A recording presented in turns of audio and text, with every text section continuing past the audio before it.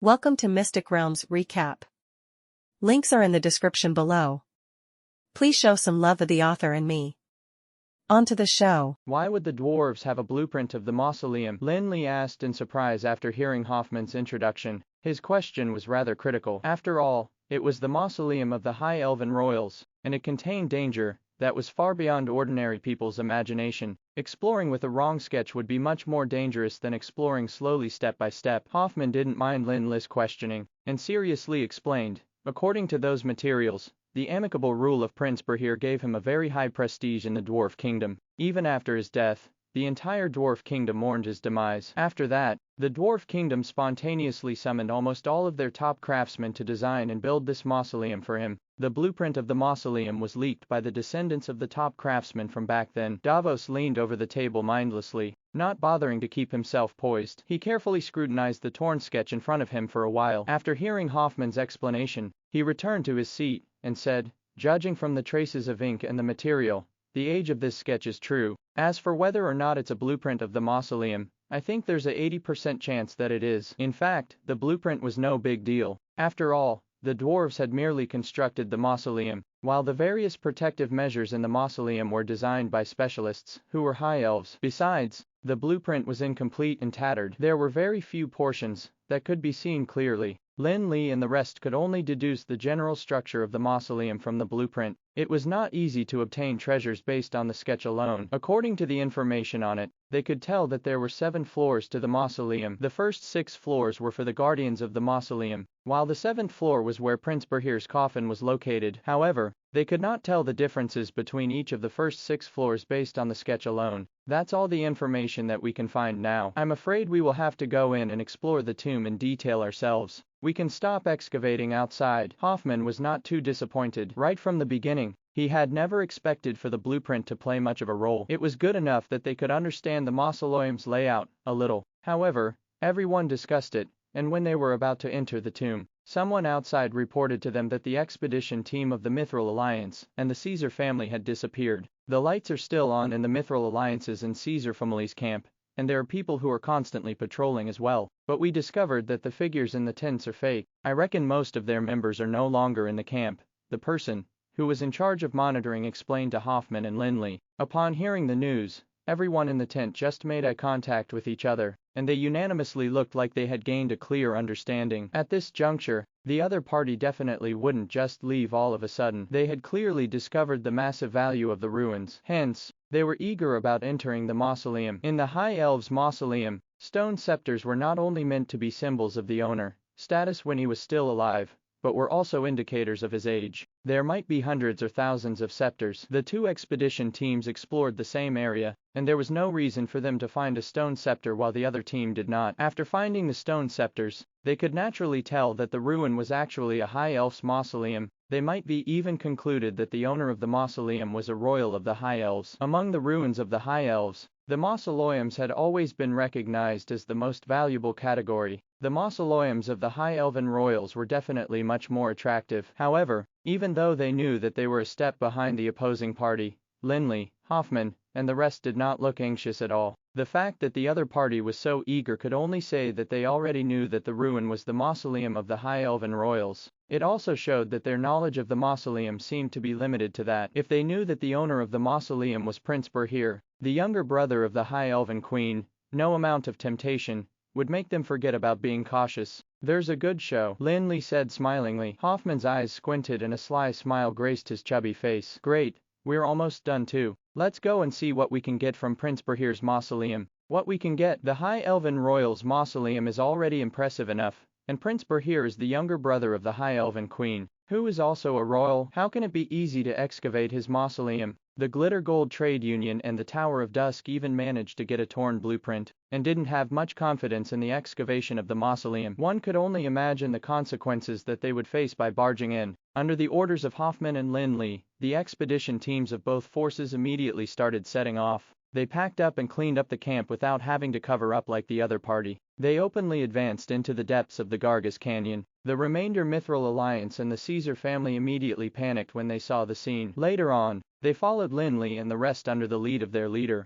The area where the camps of the two expedition teams were located was still some distance away from the real mausoleum. Besides, there were winding roads in the canyon, and thus Hoffman, Lin Li, and others had not really seen the real mausoleum yet. Along the way, they saw a lot of corpses of monsters and some traces of magic gears and magic traps. However, it was clear that those things did not cause any loss to the other party's expedition team. After walking for about 5 or 6 minutes, they made a turn at the canyon, and their vision suddenly cleared up. Although the Gargus Canyon was not narrow as it was called an insurmountable moat, the area in front of their eyes was obviously much wider than other areas. In the entire Gargus Canyon, that spanned thousands of miles, the area that they were in could be considered the widest and the most impossible section to surpass. It was called insurmountable partly because the canyon was wider than usual, but also more importantly because there was a terrifying vortex of power hidden in it. Under the influence of the huge power vortex, even a bird or a powerful beast that wanted to fly over would instantly be torn into pieces by that power. For a long time, people thought that that vortex was a natural storm in the canyon, but it now seemed to be a different case. Right in the center, there was a dome that looked like a palace. It was slightly different from the traditional style of the High Elves. There were not too many ornate decorations on the outside, which gave off an elegant and noble yet not extravagant vibe. The material used in the entire building made it look like it was a sculpture made of ice and jade, emitting a bright light at the bottom of the pitch-black canyon. The terrifying power vortex was from the maggots that were constantly flashing on the building. However, the building was not too large. It was at least much smaller than Osric's mausoleum, which was like a microcosm. Outsiders who did not know what was going on would probably be a little disappointed upon seeing it, but Lin Li, Hoffman, and the others knew that it was only the bottom of the mausoleum, and that the Prince Bahir's real mausoleum should be beneath the palace. There were plenty of magical beast corpses around the palace, but they clearly had not been killed by the expedition team of the Mithril Alliance and the Caesar family. The corpses were mostly covered in ice. They were relatively low in level, and they were creatures like the ice wolves and snow bears. There were also powerful snow demons, some of which were legendary level. They existed there like frozen amber for numerous years.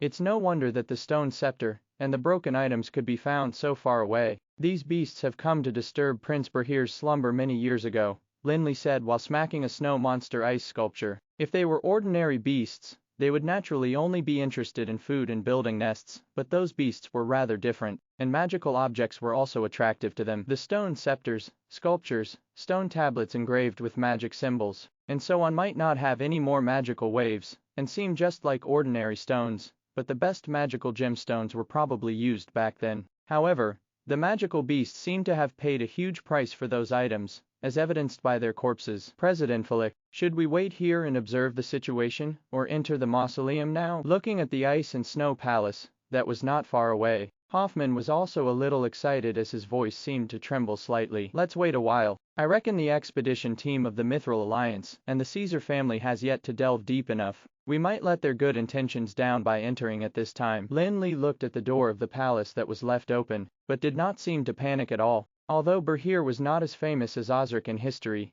he was definitely not to be belittled. Besides, given his status, there was no need for him to do anything at all. He could easily make all the high elves and top talents in all fields of Anral at that time work for him. The mausoleum was not only his resting place, but also the assembly of the pinnacle masterpieces of all fields. It was probably much more dangerous than Osric's mausoleum. Although the current expedition team had assembled the top manpower of the Tower of Dusk and the Glitter Gold Trade Union, which were both elite forces, the fact that they were elite was precisely the reason Lin Li was reluctant to let them take any losses. Having the expedition team belonging to the Mithril Alliance and the Caesar family to lead the way in front was actually a good thing for Lin Li. Hence, he obviously wouldn't rush to follow and catch up with them. In fact, Hoffman felt the same. He had merely asked Lin Li for his opinion out of courtesy. Even if Lin Li really wanted to go in at this moment, he would be ready to persuade him. At this moment, a sly smile again graced Hoffman's chubby face as he heard Lin Li's answer.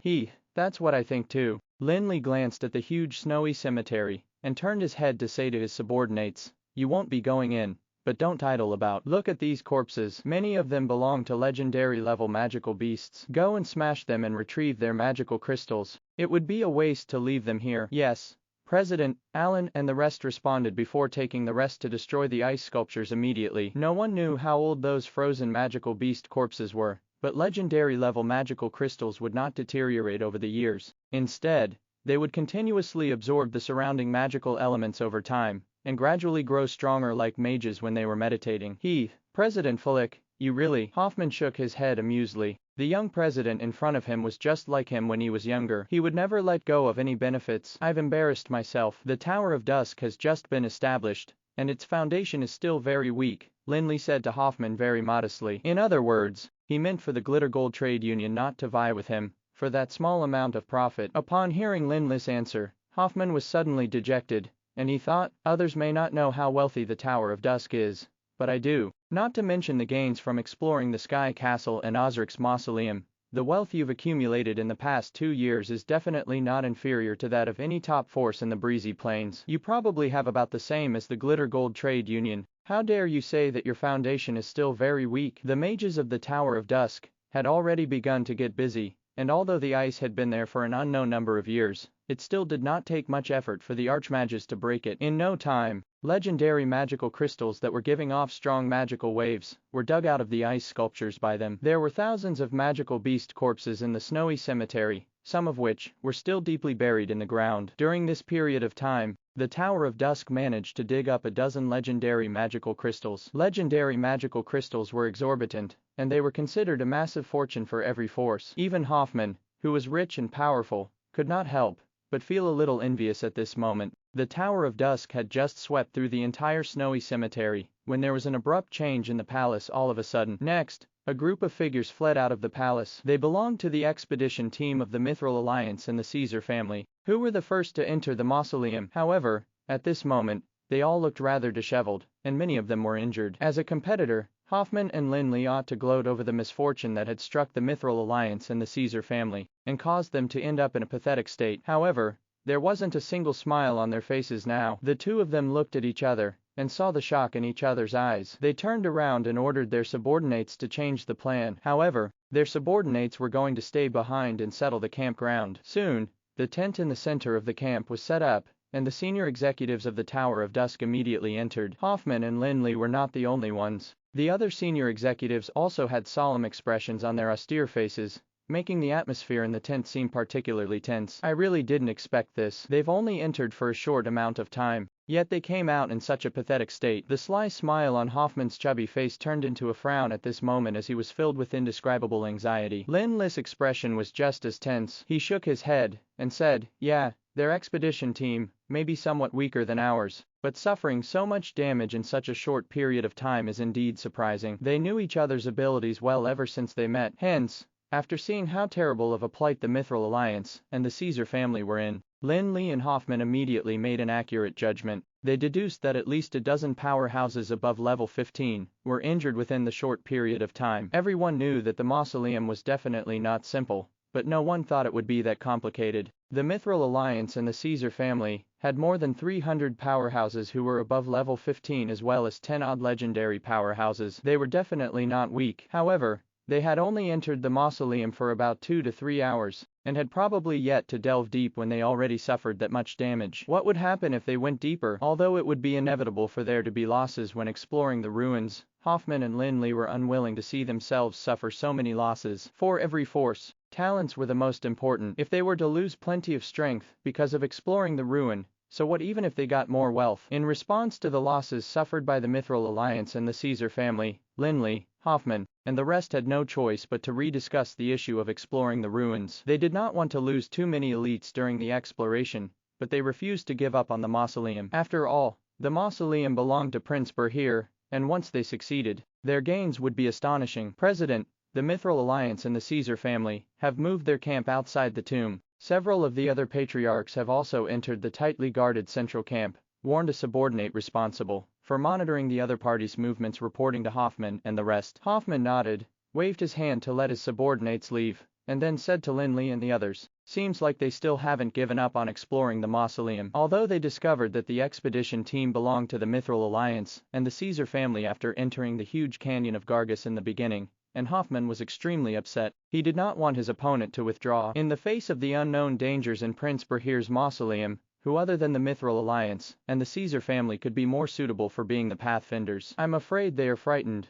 and are waiting for us to be their Pathfinders, so we still have to plan to rely on ourselves. Lin Li did not plan to spend too much time there, because he had more important things to do. It would be impossible for him to spend all day with them. If they were really frightened, Lin Li would only have two options, and that was to either enter the mausoleum or withdraw directly and retreat to the Tower of Dusk. The ruins were not more important than the impending disaster. Yeah, it is best to have them to explore and pave the way for us. Without them, we'll have to find a way to explore the mausoleum. Everyone, look at what we have now, and raise any suggestions that you might have. Hoffman gestured, and someone next to him put the materials that they brought along and the unearthed items on the table again after a while. To be honest, the information that those things could offer was already deeply etched in their minds, and if they wanted to find any new clues, it would be akin to creating something out of nothing. Everyone smiled bitterly and looked at the objects on the table one by one with a frown, but no one spoke up for a long time. Just looking at these things is no longer of much use. I think we should think about it from another perspective,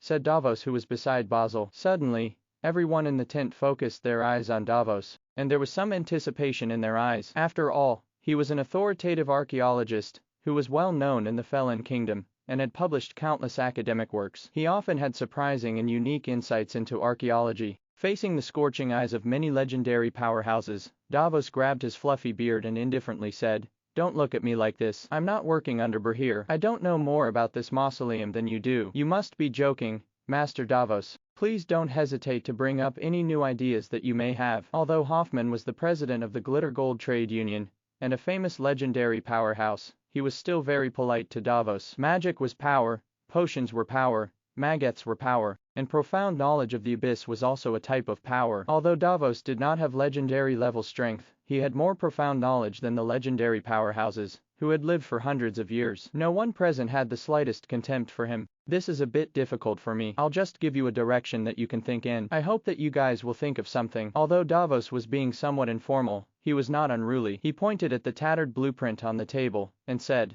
"This sketch may be incomplete, but it at least tells us that the design and construction of this mausoleum were indeed done by the top craftsmen of the dwarves as mentioned in the legends. Since it was built by dwarves, some of their habits definitely influenced the construction of the tomb. I believe you can think in that direction." After hearing Davos' words, everyone fell into deep thought and realized that it was indeed something they could consider. Since it was impossible to find out the exact situation in the mausoleum, it should be possible to infer some clues about the interior based on the inherent habits of the dwarves. According to historical records, we can approximately estimate the time of Prince Brahir's death. During this period, there were plenty of famous craftsmen in the Dwarf Kingdom, such as Diak, Sov, and Moritara. Hoffman summarized the information and listed the names of the craftsmen. It was said that the guru-level blacksmith Diak had gone deep into the Hia mountain range for several years in order to find herbs to treat his daughter's terminal illness. If the legend is true, then he probably had no chance to take part in the construction of this mausoleum. Moritara was the chief of the Bronze Furnace tribe of the Dwarf Kingdom. It is said that he benefited a lot during the reign of Prince Brahir. He had also received a lot of help from Prince Brahir during the famine. Hence,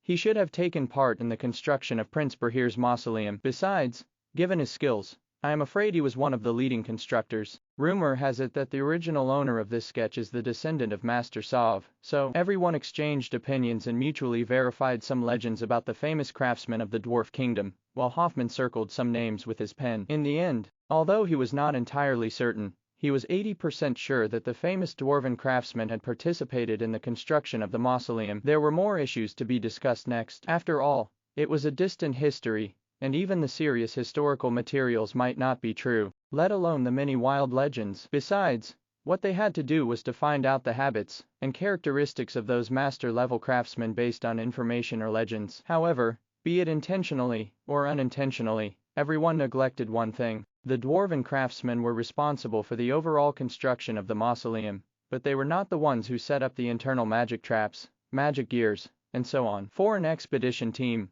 the real threats were the traps that could not be defended against and the tomb guards, not the structure of the mausoleum. The problem was that apart from discussing that and trying to find a breakthrough in that respect, they had no other solution to gain an understanding of the mausoleum. Indeed, they had Davos, an authoritative archaeologist, but he was not a god. Although he was good at seeing the truth of things from subtle clues, it would be useless if he didn't have any useful clues. After the intense discussion, it was dead silent again. Everyone knew that the real gains from that discussion were actually quite limited. As they discussed, the legends that could not be verified did not gradually become clearer. Instead, they were overwhelmed with more doubts. No, This discussion will not help at all. With limited understanding, it's impossible for me to take risks with my subordinates. Lin Li rubbed his forehead, feeling rather helpless. Osric could be considered to have relied on himself for everything, be it the design of his mausoleum, or the various settings in it. They were the embodiment of his and his subordinates' wisdom. Berhir did not receive the inheritance of the immortal king, and did not have peak-level attainments in every field. However,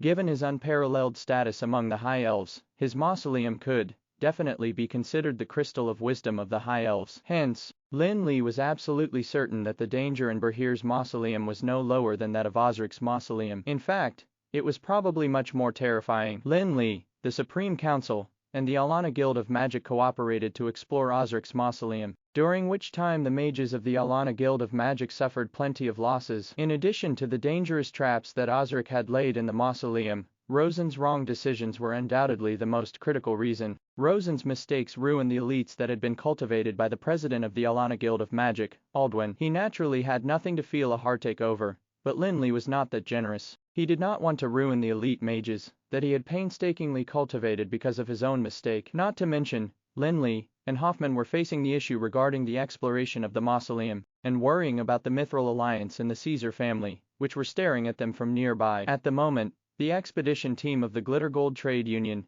and the Tower of Dusk was much stronger than the rest in terms of strength, and the other party dared not reveal any unruly intentions. However, if there were to be any mishaps during the exploration, they would end up giving the other party an advantage for nothing. The various issues caused the discussion about the expedition and the mausoleum to fall into a terrible crisis. Lin Li could not bear to give up the elites whom he had nurtured. Hoffman couldn't, either. They felt that the best would be to have the Mithril Alliance and the Caesar family become cannon fodder, and pave the way for them. However, the Mithril Alliance and the Caesar family were no fools. Ever since they left the mausoleum, nothing new happened in the camp. 3 more days passed, and there was still no progress in the discussion about exploring the mausoleum. Lin Li could not continue wasting his time there. The Mithril Alliance and Caesar family could afford to, and the Glitter Gold Trade Union did not have better things to do than explore the mausoleum. But that was not the case for Lin Li. However, just as Lin Li was about to say goodbye to Hoffman after yet another failed discussion, someone outside entered the tent to report to them about someone from another camp,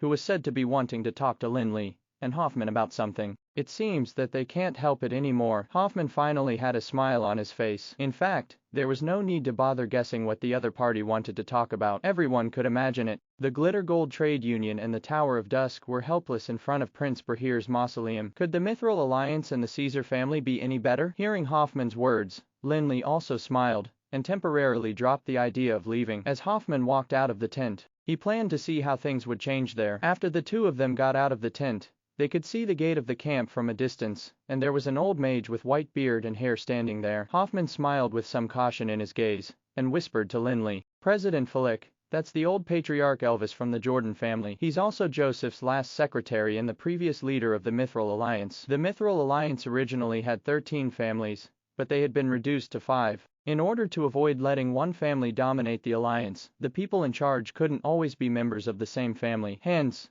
the rule would be for each family to take turns to be in charge, and a swap would be done once every 10 years. Elvis of the Jordan family was the previous leader, in charge of the Mithril Alliance. He was also the oldest among the 5 major families. In addition to being the oldest, Elvis had strength and abilities that should not be underestimated. Among the many legendary powerhouses of the 5 major families, it could be said that he was second to none. It was said that in the days when the Mithril League had fought against the Blood Moon clan, Elvis had fought against 3 legendary sword sages of the Blood Moon clan with his own power. Not only had he not embarrassed himself, he almost killed the 3 sword sages. The president of the Mithril Alliance also awakened the dragons before saving the 3 sword sages. That was also the reason that Elvis had high prestige amongst the 5 major families. Even when he was not in charge of the Mithril Alliance, he still had great influence not inferior to the leaders. After Elvis stepped down as the head of the Mithril Alliance previously, he passed the position of the patriarch of the Jordan family down to his son, which also means that he will no longer be the head of the Mithril Alliance in the future. I heard he's planning to advance to the Sanctuary realm.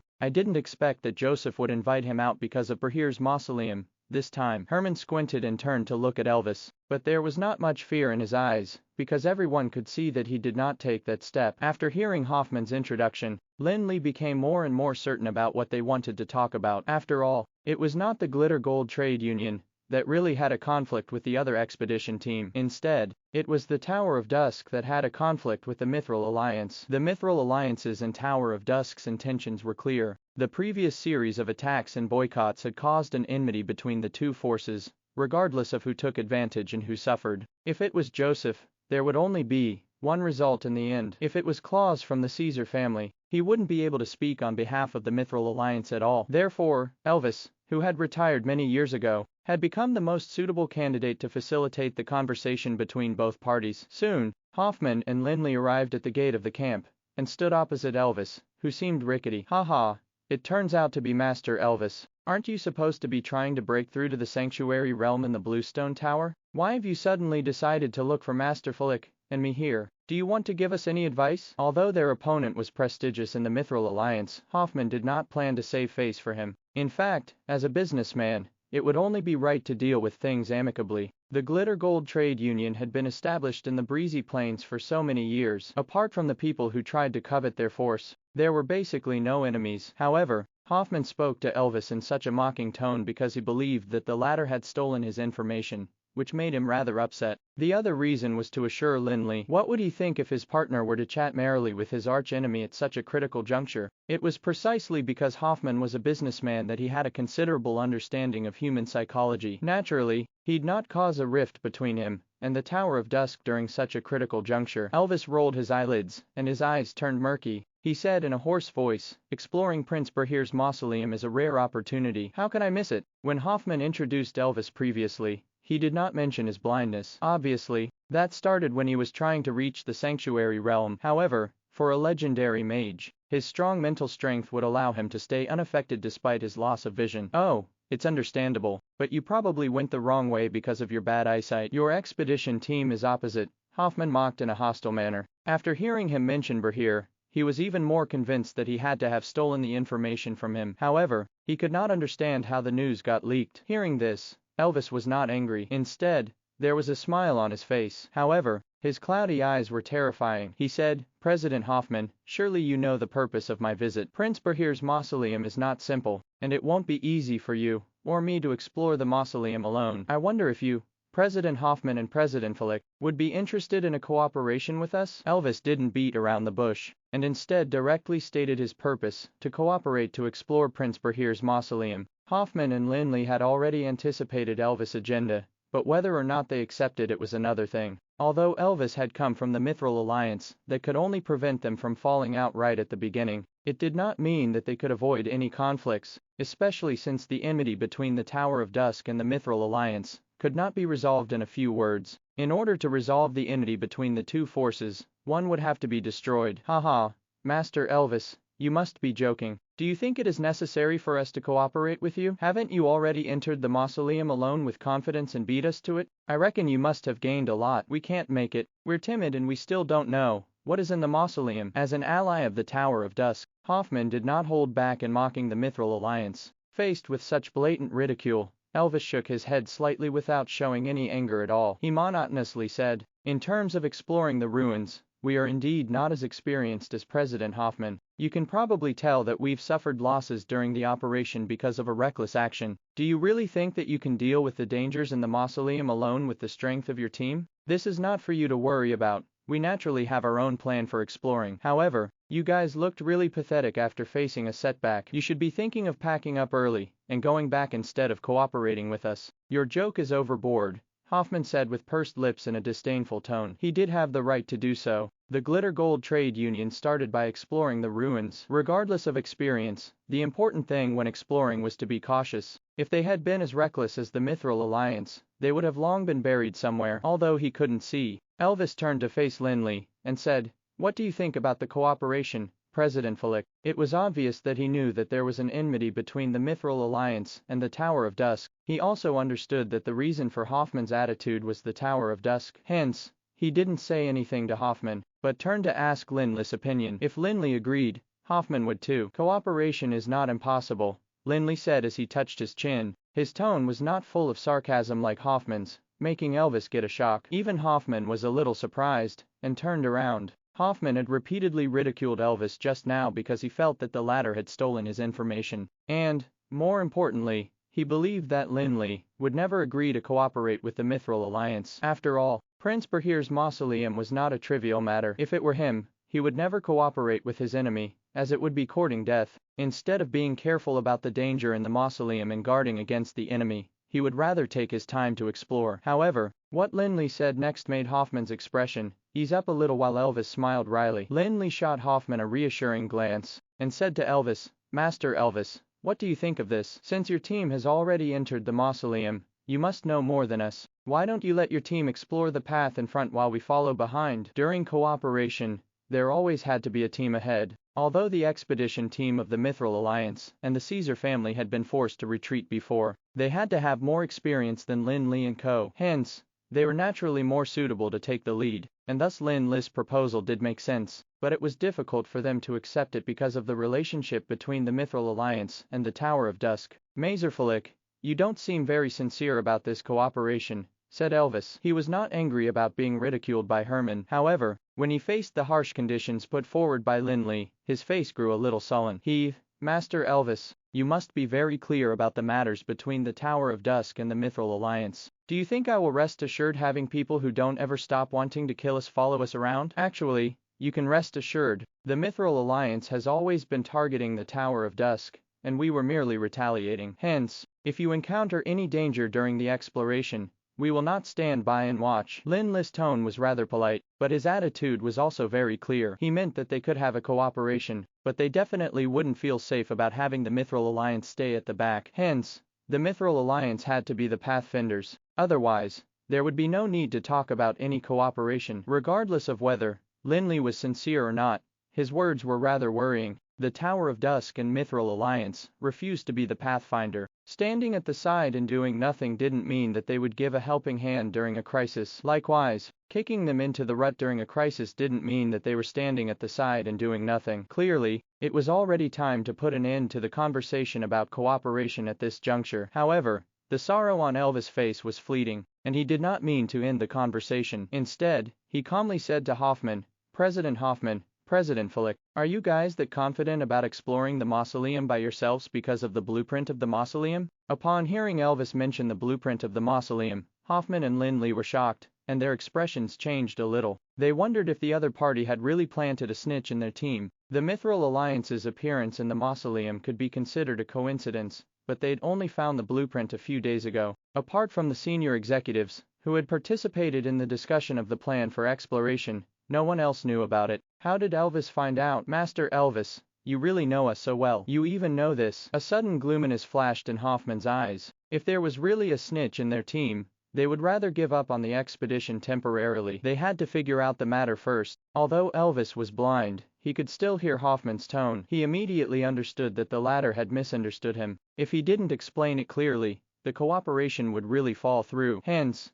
he quickly shook his head and explained, "President Hoffman, don't get me wrong, this is actually just a coincidence. You can think of going out to look for information, but so can we. However, we're obviously slower compared to you. We reached the dwarves' tribe a step later than you guys, and by the time we did, your people had taken away the blueprint of the mausoleum. However, we didn't leave with nothing. We managed to discover another thing about this mausoleum through the clues we had." Although Elvis' words could not fully get rid of the suspicion in the hearts of Hoffman and Lin Li, after hearing what he said about finding out something about the mausoleum, the two of them immediately understood that Elvis was merely revealing what he had to offer in exchange for the cooperation. "Master Elvis, you said just now that you found something else. What did you find? Can you show it to us now?" Hearing that Hoffman was not asking for a cooperation without offering anything in exchange, Hoffman became a little less hostile, and his eyes narrowed as he looked at Elvis. He decided to temporarily put aside the issue of the spy. Elvis smiled faintly, seemingly confident in his own item. He explained,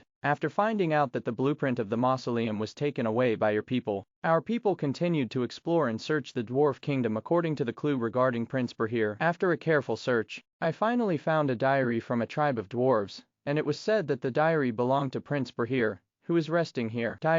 The diary of Prince Bahir. The fat on Hoffman's cheeks trembled when he heard about it. He cussed in his heart. How did my subordinates, who were responsible for collecting information, miss that out? I must teach them a huge lesson. Lin Li was also taken aback by the news. He did not expect Elvis' trump card and bargaining to be Prince Bahir's diary. What else could be better than a diary for understanding Bahir's life? Hence, Almost immediately, the attitude of the two of them changed drastically, and their faces that were as sullen and cold as ice were immediately graced by enthusiastic smiles. Haha, why didn't you mention this earlier, Master Elvis? Please come in, let's sit down and talk slowly. I know, it's all about cooperation. We can discuss it. Hoffman seemed to have become a completely different person, as he warmly invited Elvis to the camp, and even tried to hold him. He was so enthusiastic that it seemed like he had completely forgotten that he had blatantly ridiculed him just now. Hoffman vividly expressed the characteristics of a typical businessman, who prioritized profits over everything else. Although Lin Li was not a real businessman, he was probably better than one. He wouldn't bother talking to someone about something that wasn't profitable. Now that they had heard that it was a lucrative deal, Lin Li's attitude changed even more drastically than Hoffman's. I might have only come to the breezy plains a short while ago, but I've heard of your name a long time ago, Master Elvis. Lin Li followed Elvis, and showered him with compliments while speaking to him courteously. With such a sincere tone, no one could tell that he had only just heard about Elvis. Elvis was blind, but his heart was not. He naturally knew the reason for the change in their attitude. Regardless of their current enthusiasm, they would immediately turn the tables and chase Elvis out of the camp if the thing that he showed them did not satisfy them. However, in order to facilitate the cooperation of the two expedition teams, Elvis had no choice but to cuss in his heart about how immoral the two of them were while pretending and speaking to them courteously on the surface. Hence, the three of them entered the tent in the center of the camp like old friends who hadn't seen each other for many years. They only calmed down a little after taking a seat. However, at this moment, Lin Li seemed to have calmed down a little and thought of a key question. He said, Master Elvis, please forgive me for being blunt. We're going to discuss Prince Bahir's mausoleum now. According to various data that we have,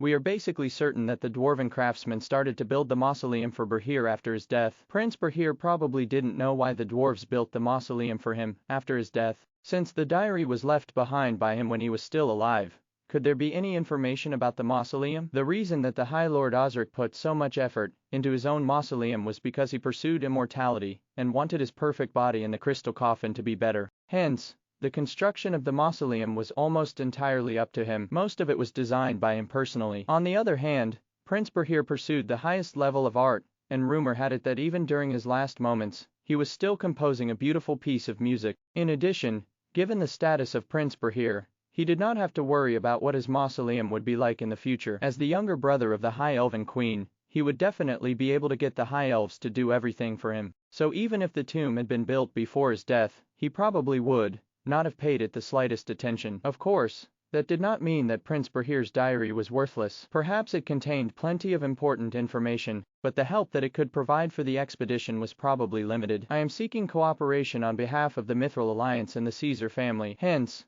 I'd definitely be sincere about it, said Elvis, smiling indifferently in response to Lin Li's doubts. He tore out a few pages of the diary and put them on the table. This is a copy of some of the pages in the diary. You two can take a look at the contents. This is. Hoffman reached out and grabbed the pieces of paper before giving Lin Li two of them. The pages contained a lot of contents, but they were rather simple. It was merely 5 days worth of content about Bahir's life, and the matters mentioned were trivial. However, it had to have something to do with the mausoleum since Elvis took it out at this moment. Hence, Hoffman and Lin Li took a careful look at it. The 5-day section of the diary recorded 5 ordinary days in Bahir's life. Based on the degree of detailedness of the diary, Lin Li could imagine that the diary in the hands of the Mithril Alliance probably contained some unknown secrets of Prince Bahir. However, the people of the Mithril Alliance and the Caesar family were not fools, and obviously would not share the diary parts that could bring them huge benefits, but had nothing to do with the expedition. Lin Li didn't care about them, since the key problem was the exploration of the tomb. Bahir's diary was written in High Elves print, and although the content was brief and vague, the lines sounded like beautiful poems, and were not boring at all. After reading the 5-day-long diary section, Lin Li also found some problems. It contained descriptions of the environment and landscape of the Arctic snowfield. Besides, he could also tell from the words that Bahir had spent more than 5 days there. He seemed to have stayed there for a long time, and it was revealed that he would continue to stay. As for why Bahir stayed in the Arctic snowfield for such a long time, there was no clear answer in the diary, but Lin Li vaguely felt that Bahir seemed to have been waiting for an important person, because the same sentence was written in the diary for at least 3 days. That bastard has not come yet. My patience is wearing thin. Whom was Brescher waiting for? Lin Li and Hoffman had no way of finding out from the diary parts they got. However, that was clearly not the focus of Elvis' diary. The key was that in the 3rd day in the diary, Lin Li and Hoffman saw a brief description of an ice blast worm, which was sent to Gargus. Seeing this, Lin Li and Hoffman couldn't help but gasp. The ice blast worm was a true ancient worm, and it was said that ice blast worms had the strongest combat power in the entire tribe. Much like flame dragons, each one had at least sanctuary realm power, and was beyond comparable to the crimson dragons and green dragons. Visit November see for the L test updates. Of course, they wouldn't be too surprised if they had only captured one ice blast worm. After all, the high elves were like lunatics, who would do all kinds of crazy things. The most terrible thing was that the ice blast worm was said to have been sent to Gargus. Indeed, it had been sent to Gargus. Lin Li and Hoffman repeatedly studied the High Elves' print, but they didn't find any other possible interpretations. Although the huge canyon of Gargus was thousands of miles in length, they didn't think that Berhir sent the ice blast worm to the canyon to set it free. It clearly had an important purpose. Hoffman might not have a deep understanding of the strength of the ancient worms. After all, the ancient worms had been expelled from Manhwa by the High Elves a long time ago. However, Lin Li had really experienced it firsthand. In the Great Rift of the Night Canyon, the flame dragon Lothar, who claimed to be the king of flame dragons and possessed sanctuary realm power, beat the two sanctuary powerhouses Nifa and Rog, leaving them with almost no power to fight back. That terrifying and overpowering power made them feel rather terrified. The ice blast worm, which was also an ancient worm, was definitely not easy to deal with, even though it had yet to reach the level of the flame dragon Lothar. Damn. Why was it sent to Gargus? Did Berhir already start building his own mausoleum at that time? That sentence made Hoffman grit his teeth in anger. If the ice blast worm was really in the mausoleum, they would be courting death this time. Judging from Berhir's tone, he seems to be talking about one of his own properties. At least at that time, this place probably wasn't a mausoleum. Could it have been a military base or a research facility? Anyway, this mausoleum is not simple. Look at the last paragraph in this diary. Obviously, this Berhir doesn't seem to really regard art as a lifelong pursuit, like the legends claim him to, Lin Li said while handing a page of paper in his hand to Hoffman. After reading those pages of the diary, the only thing Lin Li felt was a headache. Clearly, everything that was revealed in the diary was beyond their estimation, be it the existence of the ice blast worm or the original purpose of the mausoleum before it became one. Now, not to mention that he had a torn and tattered blueprint. Even if he had a complete and detailed one, Lin Li would not have the confidence that he would ever be able to withdraw from this duty. Hoffman received the paper and looked at the phrase Lin Li had pointed out. It seemed like Berhir was talking about a batch of goods from Nodir that had just arrived. Nodir was the then capital of the High Elves, the place where the Tree of Eternity grew. Berhir also mentioned that a batch of legendary magical crystals in the goods had rather good quality, and would be ideal to be used as the source of mana for a magical weapon. The part that mentioned the magical weapon was illegible, but the fact that it could be used as the source of mana was something implying that the magical weapon definitely had an impressive power. Many people would immediately think of the magical crystal cannon that was created by the Dwarf Kingdom if they were to think of a powerful magical weapon in Anral World. The magical weapon had the ability to allow the users to greatly compress the purest mana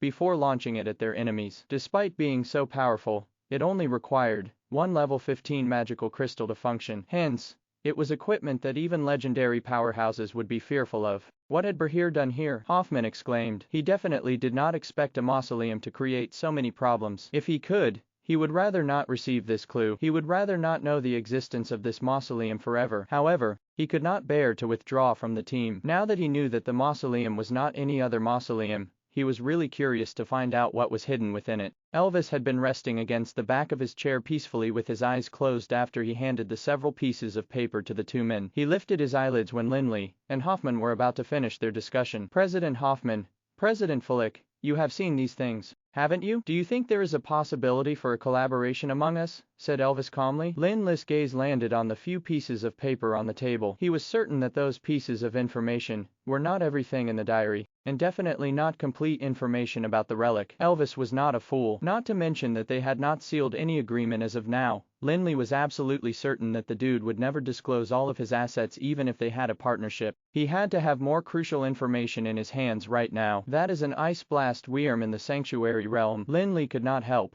but feel a headache at the thought of it. He could see it being the reason for the fall of his team. Even if he were to defeat the Ice Blast Wyrm ultimately, it would be inevitable to suffer a loss. Hoffman frowned as well. His hammer-like finger was tapping on the surface of the table as he fixed his eyes on it. Although his gaze was on the table, his mind was definitely on those pieces of paper. After a while, Hoffman and Lin Li glanced at each other before turning to face Elvis. Master Elvis, it seems that this mausoleum is indeed a challenge. It will be difficult for any of our teams to achieve much if we are on our own. Let's discuss our partnership, then. Very good. I believe that this is a very wise decision, said Elvis as a smile flashed across his face. However, although Elvis had great authority in the Mithril Alliance, he was not the current leader. Hence, the details of the partnership still had to be discussed between higher-ups from both sides. After sending Elvis away, Hoffman and Lin Li gathered the higher-ups from their organizations. They passed around the pieces of paper, which Elvis had generously left behind. Everyone, including Connorus,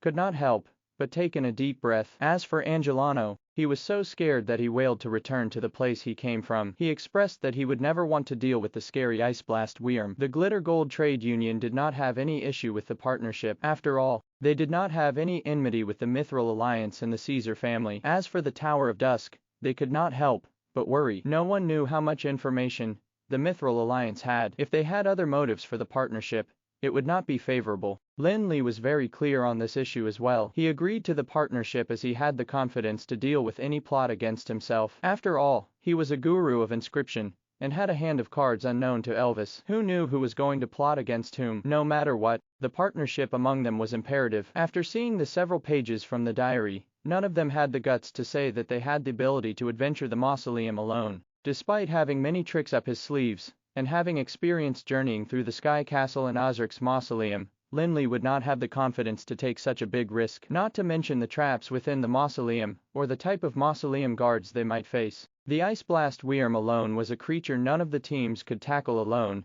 yet 2 of the teams would give them a total of over 30 legendary powerhouses, and 600-700 elites from different occupations over level 15. That would give them the right to challenge the Ice Blast Wyrm. Since it was a collaboration, the 2 teams would not be able to be so wary and cautious of each other like they were before. Very quickly, the higher-ups from each of the teams met again, and the tension between the 2 teams was a lot smaller. They were less aggressive than before. The higher-ups from the 4 formidable forces sat under a huge makeshift marquee. This had to be the first such collaboration in the whole of Breezy Plains. After a period of hypocritical politeness, they finally turned their conversation to the topic, and discussed the ways to explore Brahir's mausoleum. But before that, I feel that we still have something to agree upon, that is the leader of the combined team. If this matter is not decided, it will be a mess inside the mausoleum, said Joseph from the Mithril Alliance. He raised a sensitive issue at the start of the discussion. Joseph was not unreasonable to say that their common target was the mausoleum of Prince Brahir, and that meant that they would need to agree on one person to lead the operation. If not,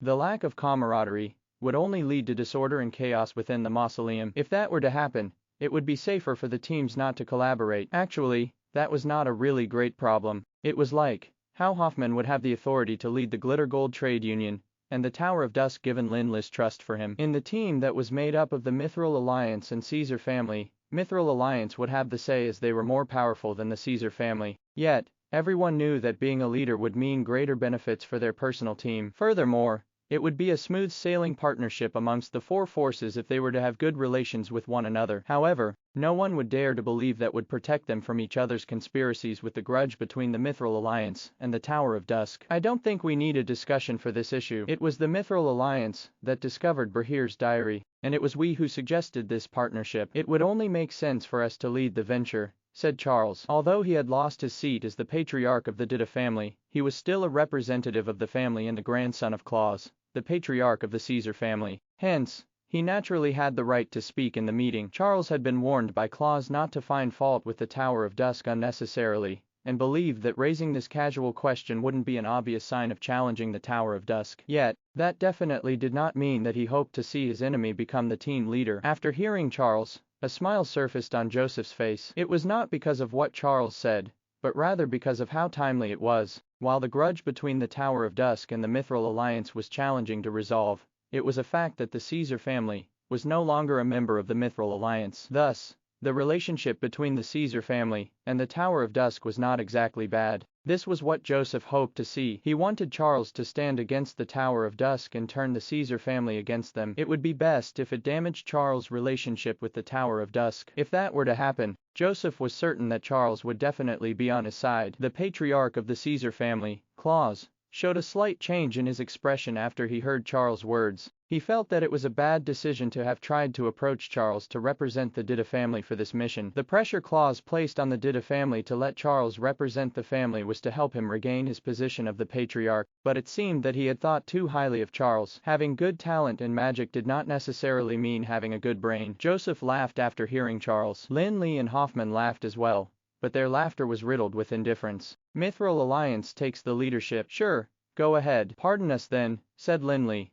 Underlying the words was an understanding that if Mithril Alliance wanted to be the leader, Lin Li and Hoffman would be backing out from the partnership. Lin Li and Hoffman changed their attitude as quickly as how one would flip the pages of a book. The Mithril Alliance and Caesar family, who were still agreeing with Charles' words, got a shock from Lin Li and Hoffman. After all, their discussion had just started. How could they threaten to withdraw just because of the first disagreement? That wouldn't be a discussion then. Lin Li and Hoffman were not joking. They stood up very quickly after saying that. The higher-ups from the Glitter Gold Trade Union and the Tower of Dusk followed suit. It seemed that they were ready to leave the marquee. Before the Mithril Alliance and Caesar family could respond to the unexpected response, Elvis stood up swiftly. President Hoffman, President Fulick, please hold on. Why don't we discuss your objection slowly? Elvis asked. I don't think there is anything to discuss. Frankly speaking, I do not trust the Mithril Alliance. If we want to collaborate, the leader has to be from the trade union or my tower. If not, I don't see a point in this partnership, said Lin Li coldly as he turned around.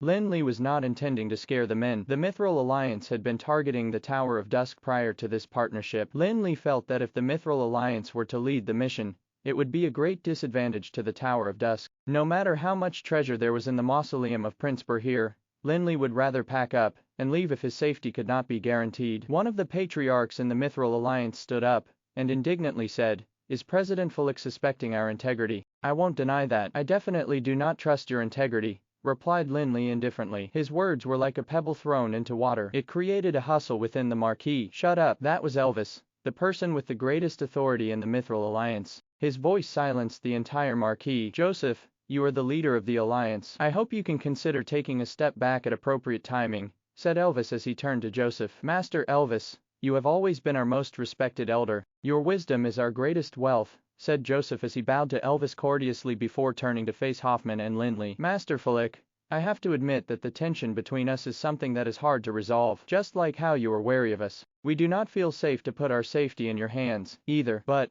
we still trust President Hoffman. I suggest that President Hoffman can be the leader of this mission. I'm not sure if you'd agree to that." Joseph was a clever leader of the Mithril Alliance. He first gave Elvis the responsibility to give up on the position as the team leader. That distanced himself from receiving the dissatisfaction from other members in the Mithril Alliance. Then, he made a suggestion for Hoffman to be the leader of the mission. He thought that it would stir unhappiness between the Glitter Gold Trade Union and the Tower of Dusk. Although the Tower of Dusk showed no rejection to that idea, he was willing to wait for the crucial moment when their relationship turned sour due to the leadership issue. Even Hoffman could not help but feel disgruntled by Joseph's words. However, the relationship between the Glitter Gold Trade Union and the Tower of Dusk was not something outsiders would be able to understand enough to create a detrimental impact on it. Hoffman's extreme respect for Lin Li wouldn't be something the calculative Joseph would be able to imagine. The relationship between the two organizations had made it no difference for either of them to act as the leader of the mission. One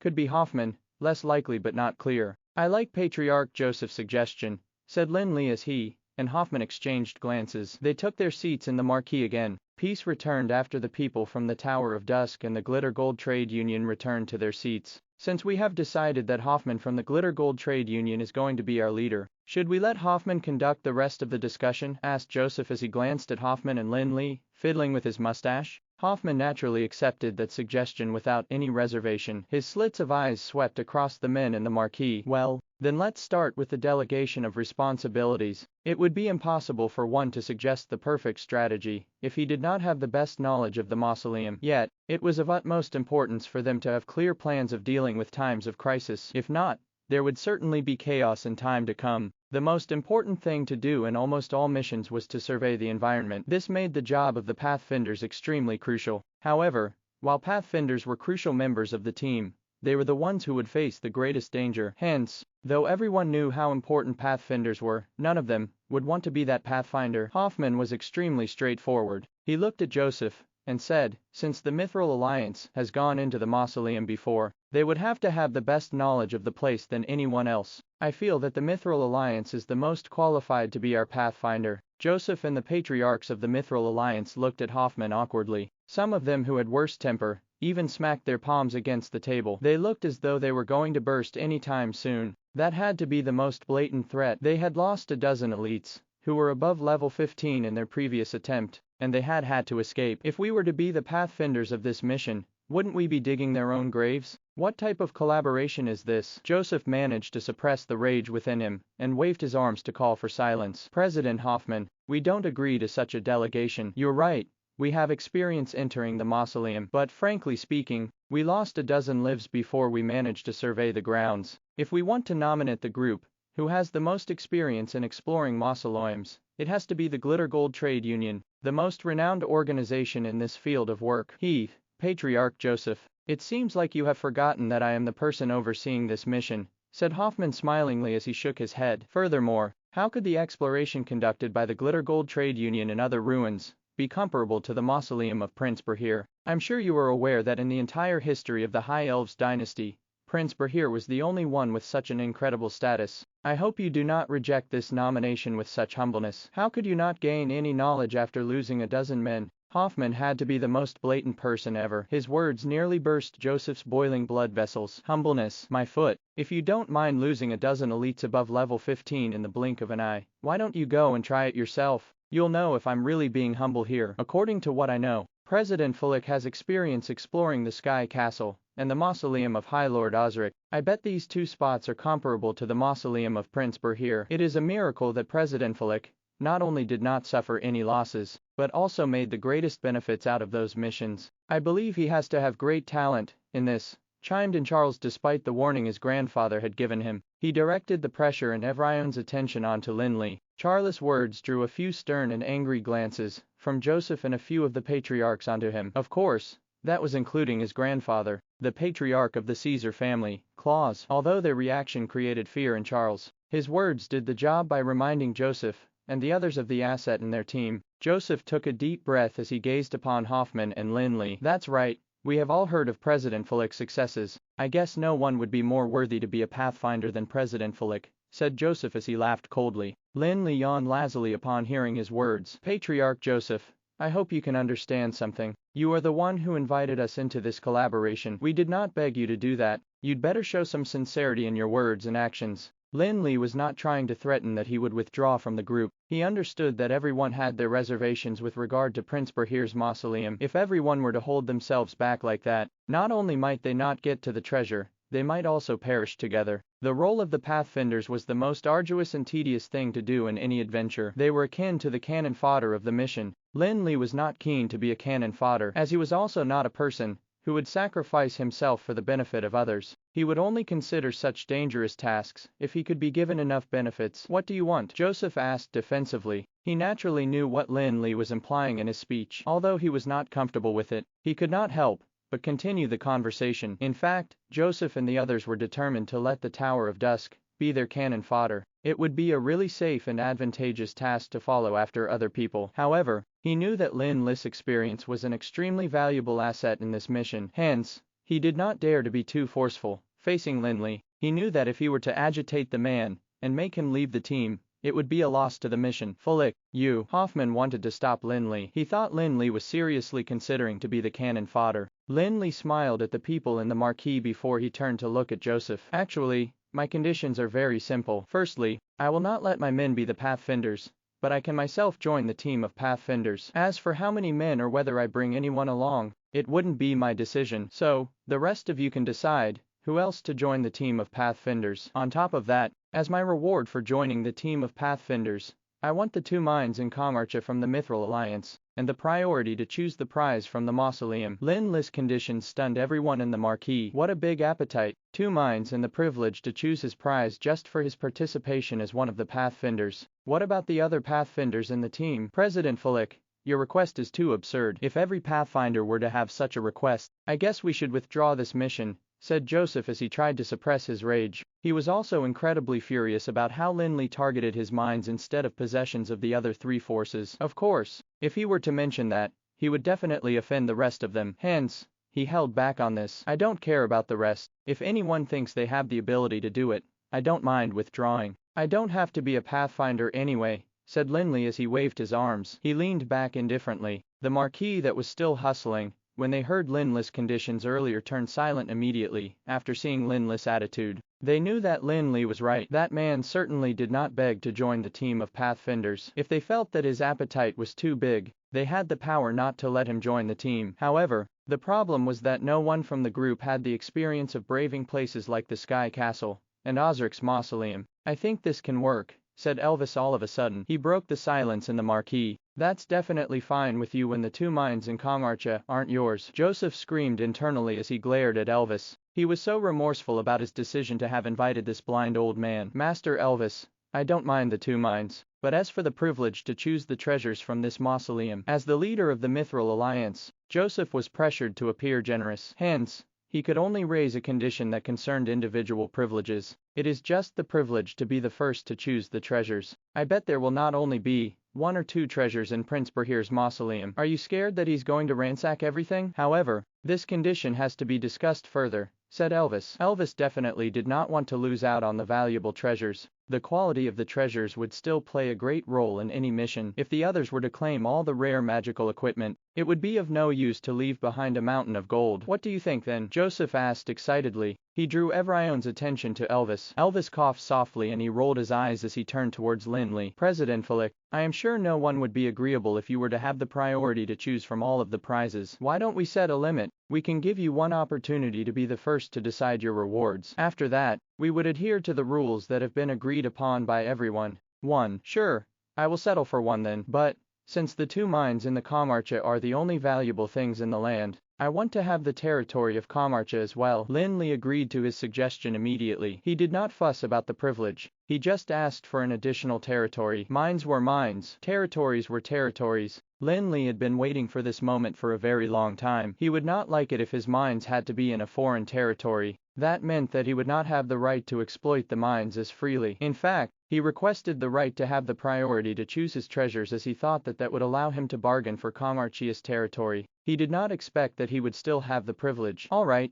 I promise you, Joseph replied in submission. He believed that the benefits he could gain from the mausoleum would outweigh his territory in 2 mines. Besides, he did not have confidence that Lin Li would definitely survive being a pathfinder. Lin Li received a handwritten contract from Joseph, and let Joseph and the rest discuss whom they wanted to engage as the other pathfinders. They then decided that the team would be made of people from the Mithril Alliance and the Caesar family. The solving of this issue naturally made things easier. They delegated the remaining tasks, and everyone started to prepare their teams for the expedition into Bahir's mausoleum. The 2 adventure teams came together, and the 4 major forces formed the greatest partnership in the Breezy Plains. They had over 30 legendary powerhouses, and 600-700 elites from different occupations, who were above level 15. Such a force would definitely have the capacity to destroy an entire kingdom. It was fortunate that this huge canyon of Gargus was a site that humans rarely visited. If not, they would definitely create chaos and cause the kingdoms around them to prepare for a war. When the team got to the entrance of the mausoleum, everybody was very cautious, yet at the same time, some of them lost their focus. The people who lost their focus had something in common. Their gazes were all fixed on the mages from the Tower of Dusk. Many knew that the Tower of Dusk was a relatively new establishment with only 2 or 3 years of history. It was not easy for them to gather enough men to form a team of mages. As such, no one had high expectations on their level of combatability. However, after they got ready for battle, the power displayed by the mages from the Tower of Dusk stunned the people from the Mithril Alliance and the Caesar family. The team of 100 men were all archmages above level 15. That was including 30 of them who were already at the peak of level 19. Each of them had a staff with a fist-sized high-level magical gemstone, and was clad in robes that had been inscribed with maggots with defensive, enhancing, and recovery properties. The most absurd, was that each of them was wearing a complete set of high-level magical accessories, rings, necklaces, and badges. The effects from that magical equipment alone were sufficient to boost their combat ability by more than a fold. It was already difficult to find a real jewelry master in the mainland of Anral. The lack of supply made the cost of any magical accessory ridiculously high. For instance, the value of one magic ring would be that of 10 magic staffs, even though they had the same magical capabilities. Hence, many felt that having a magic ring would be an add-on if one already had a magic staff. But the mages from the Tower of Dusk were different. Each of them had a set of high-entry magical accessories that emitted a tremendous magical wave. Seeing that they had these accessories that covered them from head to toe was sufficient to generate fear in anybody. The Mithril Alliance and Caesar family were long-standing forces with over 1,000 years of history, but if one were to compare them to the Tower of Dusk, they would look really shabby. Even the higher-ups from the two forces felt envious and embarrassed when they saw how the mages from Tower of Dusk dressed. The people in the Glitter Gold Trade Union could not help but gloat at the two forces. Being very used to the extravagance of the Tower of Dusk, the Glitter Gold Trade Union was already numb to such a scene. Everyone knew how wealthy the Glitter Gold Trade Union was, and that the union would definitely splurge on its men. However, if one were to compare the Glitter Gold Trade Union with the Tower of Dusk, no one would dare to say that the Glitter Gold Trade Union was wealthier than the other. Evrion's attention was brought back to the present by the scolding of their higher-ups, yet they could not help but gaze upon the team from the Tower of Dusk subconsciously. Masterfully, seems like you have stunned them significantly with your investment, remarked Hoffman. It's just some magical equipment. What I want is their safety, replied Lin Li calmly. To him, magical equipment was made to be used. It would be useless woods and stones if left in the treasure vault. What Lin Li treasured was talents, and that was the foundation which the Tower of Dusk rose on. After being awed by the dazzling jewelry, the Mithril Alliance and Caesar family were not as composed as the Glitter Gold Trade Union and Tower of Dusk. Even their higher-ups could not help but curse in jealousy as they get their stupefied followers back on track. After this short episode, the team finally entered the palace-like mausoleum. The 50 men from the Mithril Alliance and Caesar family were heading the Pathfinder team, while Lin Li was leading Connorus and Angelano behind them. Joseph nearly burst from his rage when he saw only 3 representatives from the Tower of Dusk. However, he did not have the right to blame them. He had only himself to blame for underestimating the shamelessness of the tower when he agreed to allow them to send any number of people they'd like for this task. The interior of the palace was not as magnificent and grandiose. Instead, it had an immense sense of elegance and beauty. The surroundings were decorated with magical gemstones that continued to radiate gentle rays of light despite the passage of time. Their light created a dreamy atmosphere within the palace. There were many exquisite works of art displayed within the palace. There were delicate and vivid statues that exuded an air of grandeur and also beautiful scrolls that could capture any human soul. Although these masterpieces were not as valuable to Lin Li and the other adventurers, they would definitely reap great wealth from selling any of the artworks. Lin Li did not know if legends were true in saying that Brahir spent his entire life in pursuing art. However, the masterpieces in the palace were enough to qualify Brahir's great attainments in art as unprecedented. Although the goal of these adventurers was the rare magical treasures buried within the mausoleum,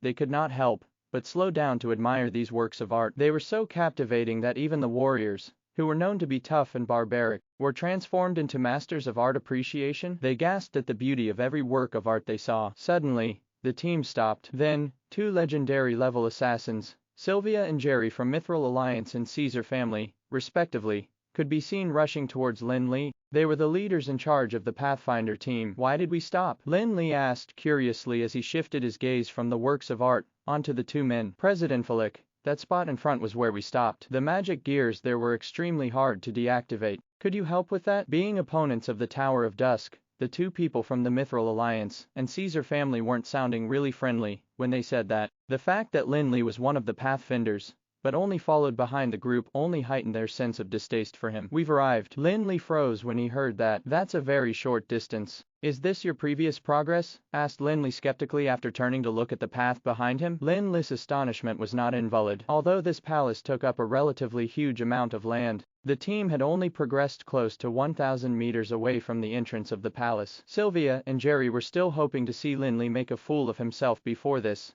but Lin Li's question painted a deep blush on their cheeks immediately. He was right. They had lost a dozen lives along such a short distance. This tragedy would make sense if they were an unqualified adventure team. However, The Mithril Alliance and Caesar family both had 1,000 years of history. There wouldn't be anything more shameful than experiencing such a tragedy. President Flick, why don't you go and take a look yourself? If we are not able to get through these magic gears, I'm afraid our adventure efforts will have to stop here, retorted Sylvia indignantly. Underlying his words was his skepticism that Lin Li would be able to solve the problem. Lin Li smiled as he shook his head. He turned to the goblin beside him and said, Angelano, you can go with them. Let's not waste time here. Angelano specialized in alchemy puppets and colossuses. Hence, much of his knowledge was related to magic gears. His guru-level alchemy skills would enable him to resolve many of such problems caused by magic gears. Well, since I was tricked to come here, I shall be at your service, complained Angelano in a dissatisfied tone. He controlled the alchemy machine and brought himself to the front of the team with big steps. Sylvia and Jerry were extremely confused when they saw Lin Li only sent a goblin over,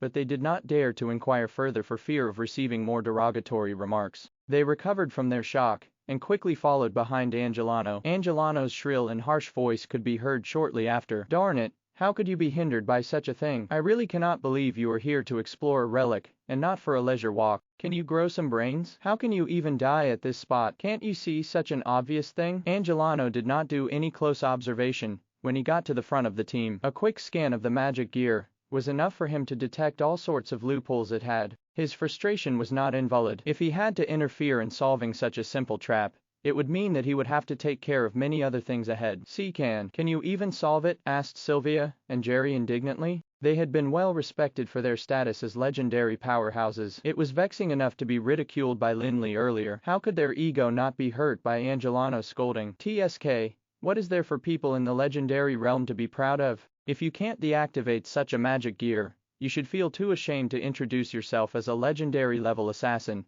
complained Angelano as he rolled his eyes at the two people. He then proceeded to give orders to the people around him with gestures. Hey, you, go to that pillar there. And you, stop looking around. Yes, I'm talking to you. Do you see that tile there? Yes, beside the head of that corpse. Just walk towards there. Since Sylvia and Jerry chose to become assassins, they naturally knew that real legendary level assassins in the Dark Age were expected to reach the master level in dealing with all types of magic gears and traps. Hence, they could only sulk at Angelano's derogatory remarks instead of standing up against him. On the other side, people who were appointed by Angelano all looked incredibly bitter. They all tried to make glances at their leaders, Sylvia and Jerry. These people were the pathfinders for their previous expedition, and they had witnessed how their comrades died when they stepped into that region. There were some who got cut into pieces, and others who were burned into ashes. They all died horrible deaths. However, that goblin was now telling them to walk over. Wouldn't they be digging their own graves? If the goblin was from their team, they would have greater courage to take the risk. But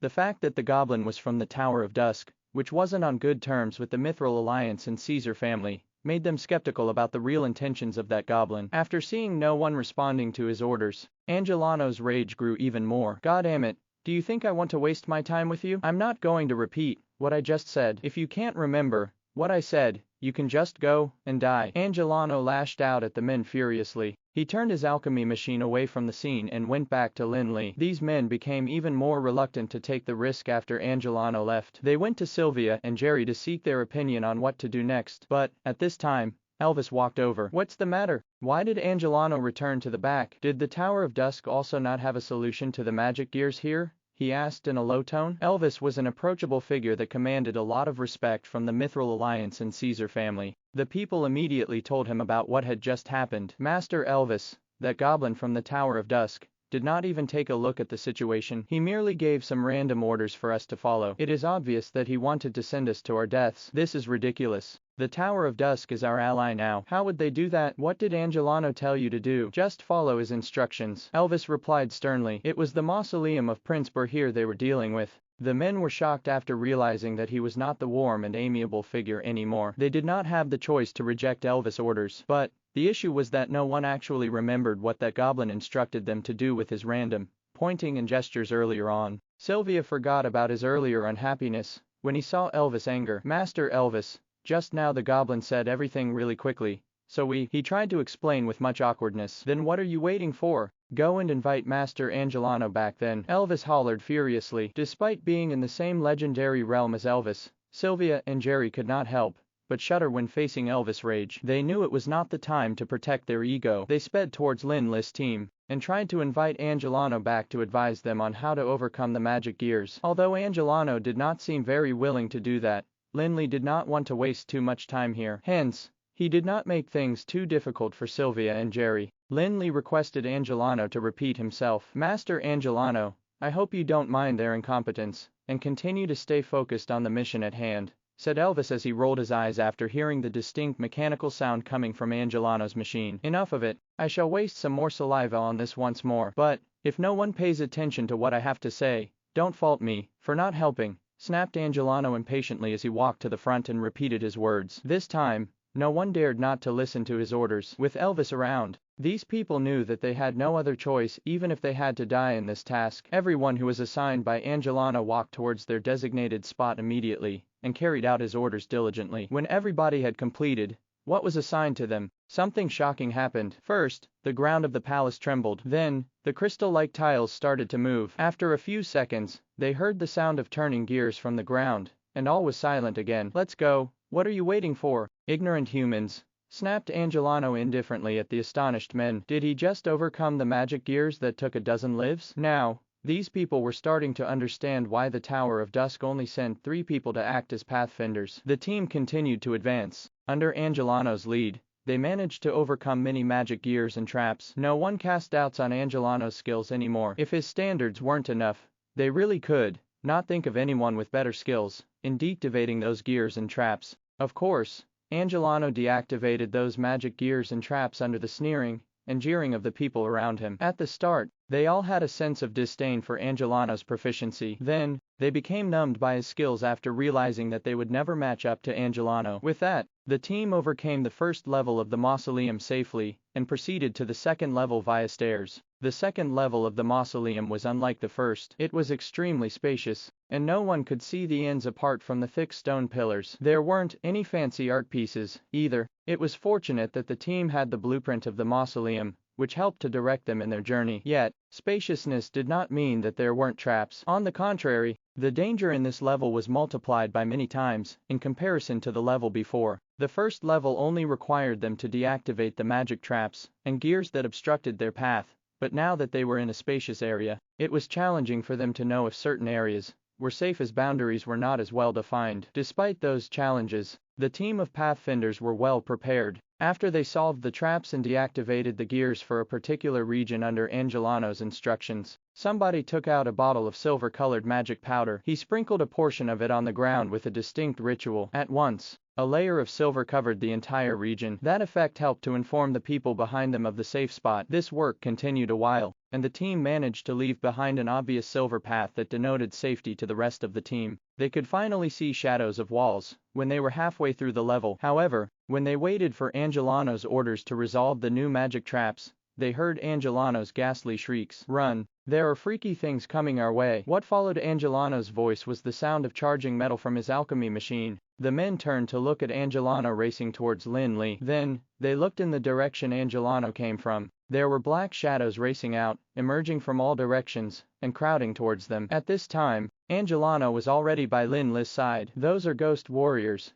commented Connorus gravely as he looked at the never-ending stream of shadows. It had been said that these ghost warriors were the most loyal royal guards of the High Elves when they were alive, and they continued to stand guard for the royals even after they passed away. Hence, it was only natural for these ghost warriors to appear at his mausoleum. The mages from the 4 forces got into different formations immediately after they noticed the ghost warriors. Although this adventure team was filled with elites, no one dared to be reckless. While Brahir was not as well known as Osric, his status and power were not what Osric could match up to. If anyone were to make a mistake, they might never be able to get out of the mausoleum alive. The sound of magic erupted with the commencement of battle between the adventure team and the ghost warriors. Each of the ghost warriors had tremendous combat abilities and the power to cast immense magical spells. Their ghostly bodies gave them great immunity to magical spells. Although the magical waves they emitted did not seem like they were in the legendary realm, their combat energy was not a bit weaker than that of true legendary powerhouses. The adventure team could feel immense pressure when they came into contact with the ghost warriors. Although the combined spells cast by the team could be potent to legendary powerhouses,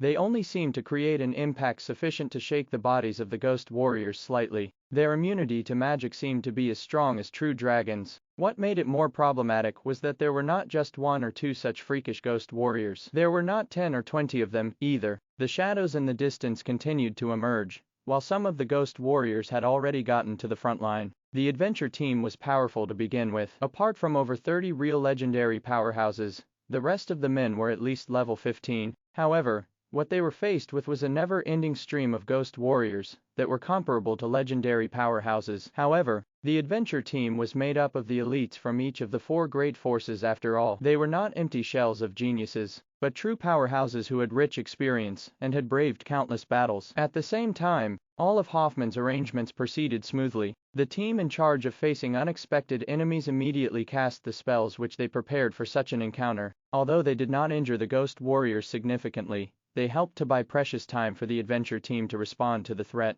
The adventure team was fully alert when they were about to engage with the ghost warriors themselves. The elite teams from the 4 great forces of the breezy plains displayed strength befitting of their status. They were not shaken by the legendary level ghost warriors. They struck at the ghost warriors and defended against their attacks in synchronization. They were as if machinery functioning with great precision. The real legendary level powerhouses from the 4 forces readied their staffs and swords. Rays from magic and attack colored the interior of the mausoleum. The magical elements that rested within the mausoleum for God knew how many years started to shake vigorously under the legendary level magical waves as well. Although the 2 adventure teams had agreed to come together, each of them had their own part to play when real danger occurred. That was part of Hoffman's plans, and something they unanimously agreed upon. After all, the tension that existed between both groups was not something that could be dissolved easily. No one would be able to vouch that there wouldn't be any backstabbing at critical times. Joseph and Claus did not intervene in the battle immediately. Instead,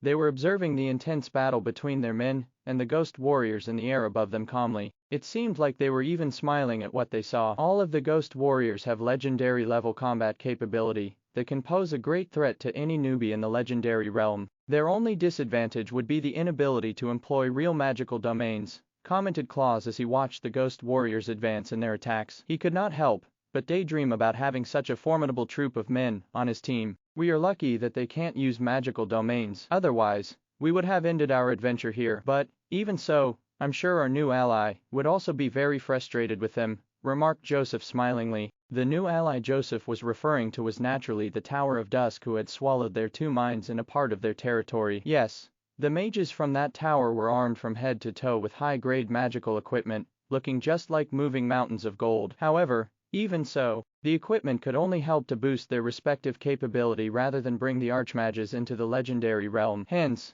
such an intense battle also served to put the group's teamwork to test. However, the cooperation within a team was not something that could be nurtured in a day or 2. It required countless exercises, countless combat experience, a great amount of effort, and cruel rounds of bloodshed to unite the whole team. The Mithril Alliance and Caesar family were ancient forces, with over 1,000 years of history. It naturally gave them a sense of superiority for having members with at least 10 years of combat experience. They were certain that the Tower of Dusk, that had only been around for 2 to 3 years, would be at a disadvantage in this situation. Although Joseph's Mithril Alliance had been fighting the Tower of Dusk for a long time, they had not been gaining any advantage from the tower at all. Now that they had lost 2 mines and a large area of land to the tower before entering the mausoleum, Joseph was not at all worrying about this battle. He was all glee to watch the Tower of Dusk be faced with such an unlucky experience. Are you thinking about demanding them to return your possessions when they ask for your help? Claus asked and smiled knowingly. Unlike the Mithril Alliance, the Caesar family wasn't a direct opponent of the Tower of Dusk. Yet Claus did not have a good impression of the Tower of Dusk and its young president due to Charles. HMPH,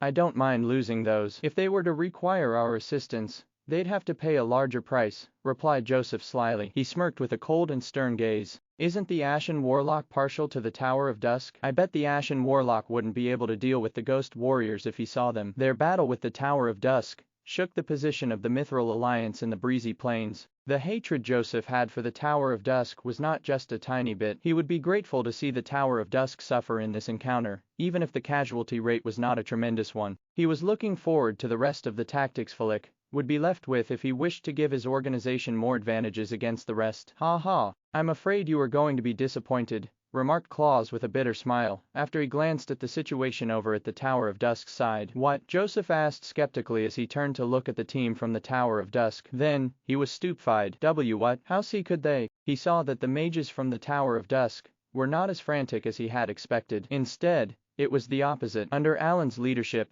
the mages displayed great combat ability. It was a sight that even Joseph, an experienced legendary mage, would feel threatened by if he were to be faced with such a formidable opponent. Alan was the only legendary mage in the entire team of mages from the Tower of Dusk, but even so, the other archmages appeared to be casting legendary level spells as well. It seemed like there was a special magical domain that formed within the formation of the team. The magical domain did not have any attribute, but appeared to have great power to elevate every magic spell. The defensive tactic employed by the ghost warriors was incredibly freaky, but it did not put the humans at an immediate disadvantage. After all of the legendary level spells would be tapping on the nomological power. That was not something lower level spells could compare to. Although they weren't sufficient to eliminate the ghost warriors immediately, the fact that the magic strength from the humans was something that continued to accumulate over time was enough to pose an imminent threat to the ghost warriors. The mages from the Tower of Dusk were using the net array from the Alana Guild of Magic. It was said that the array was created by the god of mages, Garesco, during the last stage of the Dark Age. Deeply convinced that the human species was too weak to survive in the world, he used his experience of battling the magic legion of the High Elves to create an array that could combine the strength of all of the weaker men to help them fight against powerhouses. Of course, it did not matter what strategy the team used against their opponent. What was important was the team spirit that was nurtured over the time they worked together. However, apart from camaraderie, it was the special magical runes inscripted on the magic equipment worn by the mages. The runes could gather the mana from all of the mages in the array to allow even the lowest level mage to exert power that was equivalent to what the highest level one was capable of. None of the mages from the Tower of Dusk was weak to begin with. There were many of them in level 19 at the Archmage realm, while the presence of the high-grade magical equipment only helped to boost their ability instead of bringing them into the legendary realm. Their capability was not to be compared with that of any common mage in the same level. If an array were to be constructed by such a team of mages, they would have the potential to challenge any legendary level powerhouse at the peak of the realm in a short time. Although Joseph could not imagine how formidable that would be, he could tell that the group had yet to reach their limits. Although these mages from the Tower of Dusk were indeed challenged by the frenzied attack made by the dozen ghost warriors, they were extremely orderly and had zero slip-ups. They were comparable to his team of elites. In his eyes, Joseph could tell that the mages from the Tower of Dusk were using the net array from Alana Guild of Magic. This was also what he couldn't believe, because he knew that this array required much stronger camaraderie than the combat array that was passed down by his family. Camaraderie was something that required a long period of practice and countless combat experience to build. 5 years of this experience would only be considered as an entry-level performance. If they had yet to practice it for a decade, it would be hard for them to reach the level the tower was exhibiting. Yet, the Tower of Dusk had only been built a few years ago. They even had members who had just joined them a year ago. At this time, Joseph could not help but suspect that the team the Tower of Dusk brought along was a secret team sent by the Alana Guild of Magic. Apart from the team of mages from the Tower of Dusk, the performance displayed by their legendary powerhouses stunned Joseph and Claus as well. They only knew that the president from the Tower of Dusk entered the legendary realm 2 years ago, and that he had 2 legendary level undead servants, but their ability on the battlefield was not as simple as anyone would think. Ufulusi was a level 23 legendary powerhouse, a level that was considered to be the most superb among undead creatures. The red dragon, Crimson, he was riding on had legendary level ability as well. It had a pungent and corrosive aura that even the ghost warriors with high defense against magic had to be wary of it. After all, although those ghost warriors could not unleash any magical domain, the combat energy they had was in the legendary level. Ufulusi was not only riding the humorous Wyrm, but also waving a skeletal staff, casting all sorts of dark magic and undead curses. He was not a little at a disadvantage despite the 5 ghost warriors that surrounded him. The humorous Wyrm was not a mere seat or vehicle, either. It was attacking its enemies with its sharp claws and tail, as well as a couple of dragon breaths. It forced the advancing ghost warriors to retreat and continue to withstand Ufulusi's magic attacks. The 5 ghost warriors that surrounded Ufulusi tried to cast spells from the distance, but had their spells suppressed by the humorous domain. Moving closer to use physical attacks did not work, either, for they always had to retreat from the attacks made by the humorous Wyrm. Although the duration of the battle was not extensive, the energy waves on the bodies of the ghost warriors were subsiding gradually. It was clear that they had to have suffered from an undead curse, and were sustaining their lives with high magic defense capabilities, and would be eliminated in a short while. Although the other undead servant, Vampire Norfaler, did not have an assistant like how Ufalusi had his humorous Wyrm, he was circling as quick as a lightning around 4 ghost warriors. The 4 ghost warriors could only defend themselves by back-facing one another. It was as if the 4 of them were surrounded by one man, regardless of whether it was magic or a physical attack. It would be in vain if the ghost warriors could not land any blow on their enemy. Although the 4 ghost warriors displayed tremendous combat energy, they had no chance of overwhelming Norfaler. Instead, Norfaler added new wounds to their bodies. The soul-devouring dagger Norfaler was using was said to be a treasure a mortal king bestowed Assassin Holler with. The soul-devouring dagger that originally had immense death energy was boosted to its greatest potential after Lin Li fixed the gem of curse on it. The strong defenses of the ghost warriors did not seem to work against the attacks of the soul-devouring dagger, and every new wound entailed a step closer to real death. Norfaler's attacks that were hard to guard against sent chills down Joseph's spine. It was not that the Mithril Alliance had no legendary level assassins, but that those from the Mithril Alliance were absolutely nothing compared to Norfaler. Now Joseph truly understood why vampires were referred to as natural assassins. He knew he would be Norfaler's victim if he did not pay enough attention himself. The performance of the 2 undead servants from the Tower of Dusk made Joseph grateful that he did not insist on finding fault with the tower himself when they were at Grand Town. Otherwise, he would have been at a great disadvantage. What truly made Joseph's heart skip a beat was not the 2 powerful undead servants, although the ability of his opponent was stronger than what he had expected. What really shook Joseph was the 2 other legendary powerhouses from the Tower of Dusk. One of them was Basil, a legendary mage who had retreated into seclusion for years in Duland, and the other was Conorus, who resembled a high elf. Basil had been living in seclusion in the library of Duland for many years. There were 2 renowned hermits in Duland that no one in the breezy plains would dare to offend. One of them was the Ashen Warlock, and the other was Basil. The Ashen Warlock was not to be offended for his deity-like formidable powers, and all of his glorious and terrifying combat feats throughout history. As for Basil, many knew that he was a legendary level mage, but none knew about his real ability. No one dared to offend him for 2 reasons. His unclear abilities and the fact that he lived in solitude. Basil's power was not as great as the Ashen Warlock's, but everyone knew that it would be extremely terrifying to enrage a legendary mage who was unrestrained by any relations that would hold him down. It was only now that Joseph managed to catch a glimpse of Basil's abilities. Although he knew that Basil might not be exerting his full power, he could feel the tremendous wave of mana he emitted. If he was not at level 24, he had to be at the peak of level 23. Basil did not display his magical domain, or use any powerful legendary level spells. He displayed his proficient mastery of spells and used those that were below the legendary level, including Wind Entanglement, Frost Arm, and Earthquake Waves, to confuse the 5 ghost warriors. Although he did not cast his magical domain, Basil used these low-level spells to control the area around him. The 5 ghost warriors could neither advance nor retreat. This alone was sufficient to showcase Basil's extreme proficiency in magic. At the same time,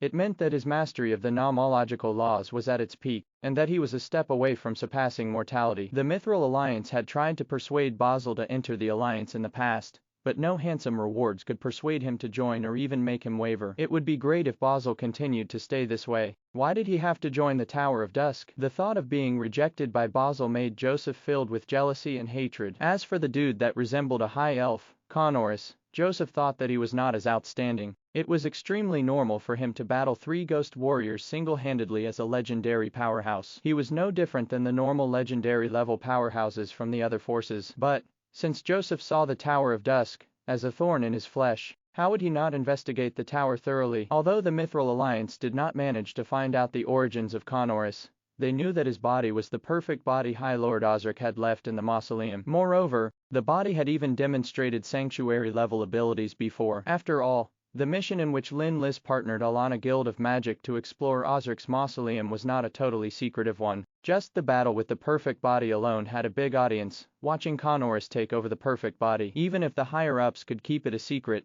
it would be a challenge for the mages from Alana Guild of Magic not to divulge anything. Furthermore, it would be a joke to trust that Rosen would willingly help Lin Li keep things a secret due to the tension between them before and after the mission. The knowledge of this news made Joseph fear Conorus the most out of the many legendary powerhouses from the Tower of Dusk. The young president of the Tower of Dusk, who was said to have gotten rid of 2 legendary powerhouses from the Dark Blade would not pose a greater threat for Joseph as compared to Connorus. Although Lin Li rose to his present abilities extremely rapidly, Joseph was certain that Lin Li would have the problem of a shaky foundation. He believed that Lin Li only managed to succeed due to two solid reasons: the suppressed abilities of the two powerhouses and pure luck. Ultimately, Lin Li was still a traditional mage. With his unsteady foundation, Joseph was sure that Lin Li would be exposed in a battle with other legendary mages in the same level. Of course, what Joseph did not know was how Lin Li had been intentionally suppressing his mana waves since he met up with Mithril Alliance and Caesar family. Otherwise, even powerhouses in the Sanctuary realm would not be able to tell Lin Li's true ability due to his immense mental strength.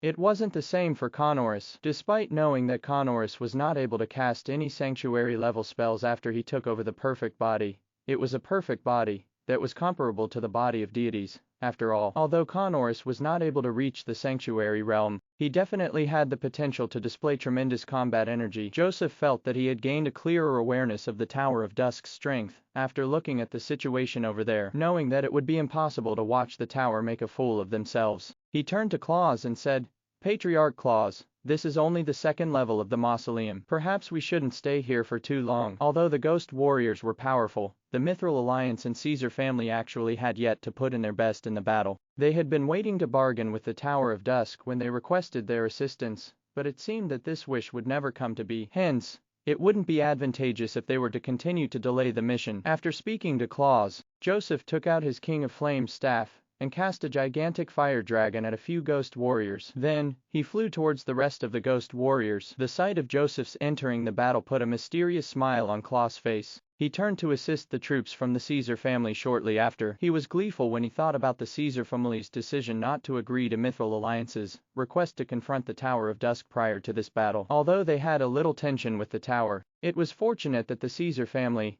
did not establish an enmity with the Tower of Dusk. On the other side, Lin Li and Hoffman did not immediately intervene in the battle either. They hovered mid-air and were observing the situation on the entire battlefield. They deemed the sneak attack from the ghost warriors as an advantageous move, as it helped to spur the people into their most alert state of mind. This was not something that could be achieved with mere verbal reminders. It had helped the team to be more prepared for more formidable enemies in time to come. "Flick, I didn't expect you to master the net array so excellently in such a short time. I can even imagine the extreme disappointment Joseph feels," Hoffman remarked as he squinted his eyes. Although he was gossiping about Joseph, he was definitely odd himself. The rise of the Tower of Dusk was coupled with the amount of sales they made, and the tremendous improvement their mages had in the 2 years. When he witnessed the perfection of the net array, Hoffman just could not imagine what the young President Flick was unable to achieve. Lin Li naturally could guess what the Mithril Alliance and Caesar family had been thinking about before they entered the battle, but he was just too lazy to take it to heart. Hence, when he heard Hoffman's words, Lin Li only laughed. "Master Hoffman,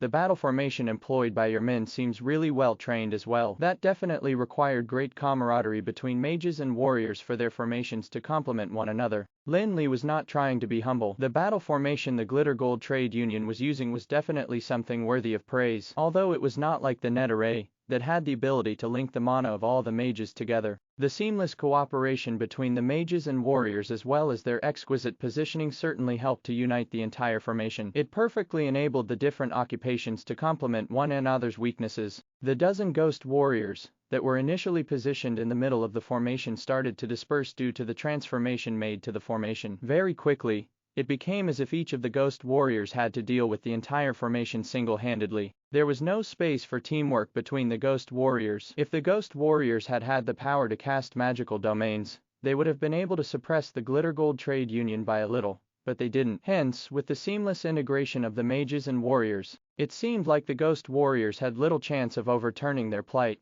This battle formation was discovered by Master Thomas at one of the High Elves' ruins. The owner of the ruins was said to be a proficient developer of battle games. This battle formation was one of his creations for a game. "It is also called the double kill formation of magic and martial arts," said Hoffman. He paused and smiled bitterly. He knew that the net array used by the Tower of Dusk was from the god of mages, Garesco. As compared to something designed by High Elves for a game, the difference between the power of both formations was simply evident. Lin Li only smiled and said nothing. He switched his gaze onto the Mithril Alliance and Caesar family. Lin Li had read about the battle games Hoffman was talking about in many historical records. They were one of the types of punishment in the brutal ruling by the High Elves. The High Elves had an extremely long lifespan. During the time of the leadership over the entire world of Anral, after the Dark Age ended, there weren't any legitimate battles to dispel their boredom. Hence, they developed all sorts of games. Battle games were one of the most popular games among the noble High Elves. Each of these games would require two teams to battle against each other in the battlefield. It was just like an evolution of wrestling. Of course,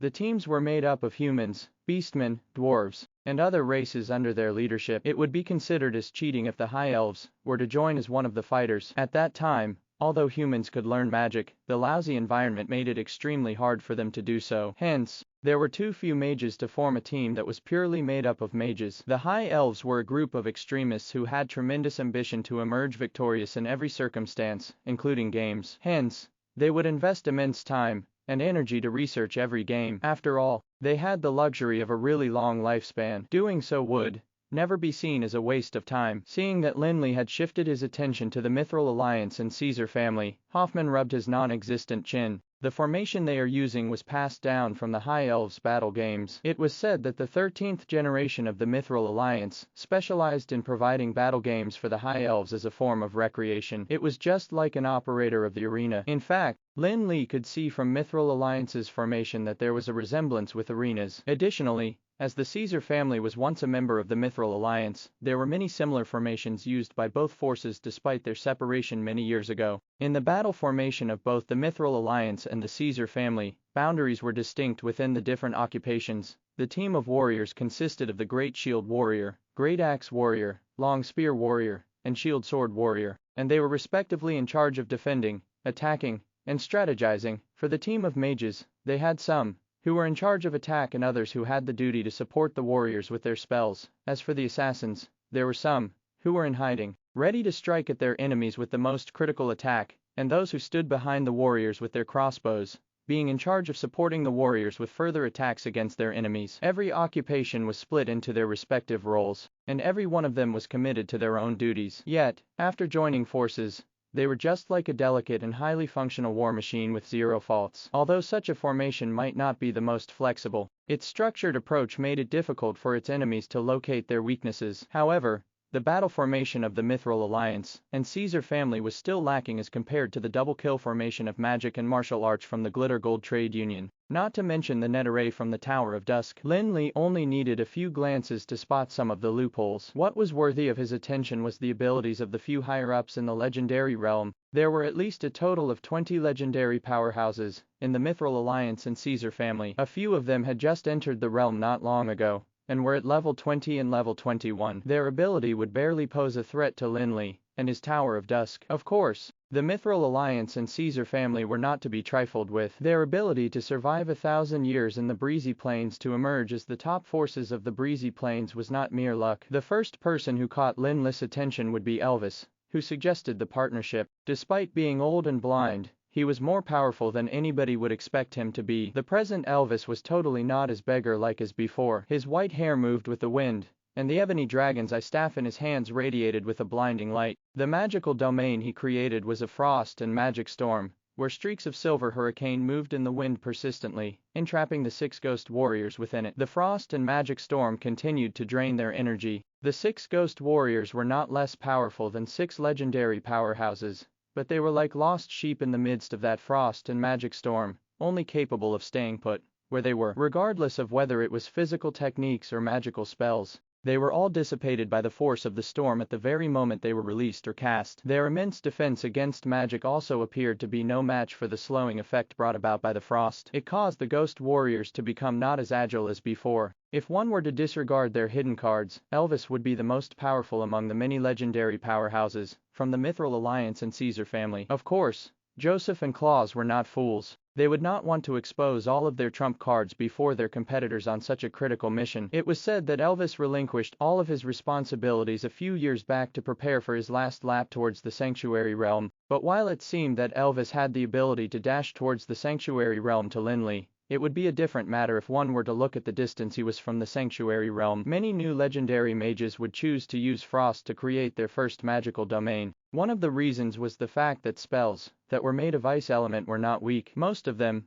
would have enjoyed using such spells before they entered the realm, so they were more familiar with it. Another reason would be the fact that the frost domain was an extension of the water domain. Apart from clashing with the frost domain, it had great endurance facing other types of laws. Of course, it was not impossible to use both ice and fire to craft one's magical domain. After all, Lin Li had the ability to create a contradicting magical domain of light and darkness. It was just that the difficulty was not something any common man could overcome. Normally, most legendary mages would be able to use their understanding of every other rule, apart from fire, to enhance and refine their magical domain, after they created one with frost. This was considered one of the more traditional routes. Although there weren't many advantages, it was sufficient not to misdirect anyone from heading towards the sanctuary realm. When Lin Li had just gotten into the legendary realm, he used the frost domain as his basis to create his light and darkness domain. His possession of holy light and gloomy dark just helped him directly craft his magical domain of frost, light, and darkness. It was obvious that Elvis had used the frost domain as his foundation,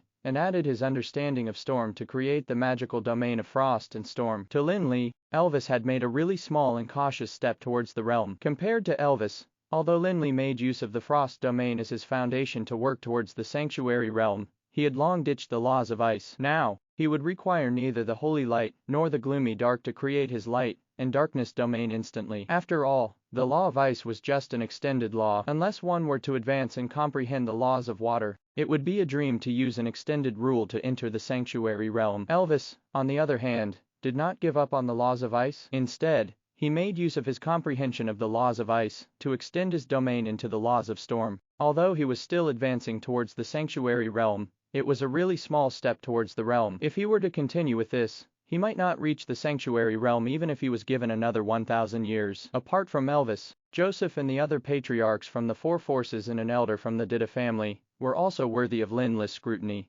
but Lin Li could clearly tell that they all held back in this battle. Despite it, the ability they displayed would be considered immense to any common man. It was obvious that they had the upper hand as compared to the ghost warriors, whom they were battling with. Thank you for watching Mystic Realms Recap.